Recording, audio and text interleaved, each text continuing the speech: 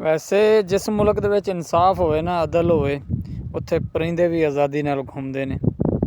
ਤੇ ਉਹਦੀ ਤੁਹਾਨੂੰ ਇੱਕ ਮਿਸਾਲ ਮੈਂ ਦਿਖਾਣਾ ਵਾ। ਦੇਖ ਅੱਜ ਇਹ ਨੇ ਕਬੂਤਰ, ਜੇ ਕਿਤੇ ਸਾਡੇ ਮੁਲਕ ਹੁੰਦੇ ਤੇ ਇਹਨਾਂ ਦੀ ਕਦਰ ਕੀਮਤ ਹੋਣੀ ਸੀ।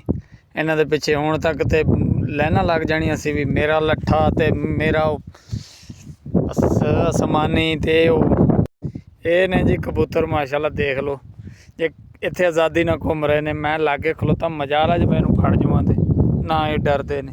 ਤੇ ਕਿਤੇ ਹੁੰਦੇ ਸਾਡੇ ਮੁਲਕ 'ਚ ਤੇ ਇਹਨਾਂ ਦੀ ਕਦਰ ਹੋਣੀ ਸੀ, ਇੰਜੋਏ ਕਰ ਰਹੇ ਹੁੰਦੇ। ਇੱਥੇ ਬੰਦਿਆਂ ਦੀ ਲਾਈਨਾਂ ਲੱਗ ਜਾਣੀਆਂ ਸੀ, ਮਾਲਕ ਇਹਨਾਂ ਦੇ ਭੱਜੋ ਨਸੋ ਫੜੋ ਆਹ ਹੁੱਲੜਬਾਜ਼ੀ। ਇੱਥੇ ਮਜ਼ੇ ਨਾਲ ਘੁੰਮ ਰਹੇ ਨੇ। ਇੱਥੇ ਨਾ ਕੋਈ ਸੀਟੀ, ਨਾ ਕੋਈ ਜਾਲਾ ਤੇ ਨਾ ਕੋਈ ਫੜਨ ਫੜਾਈ।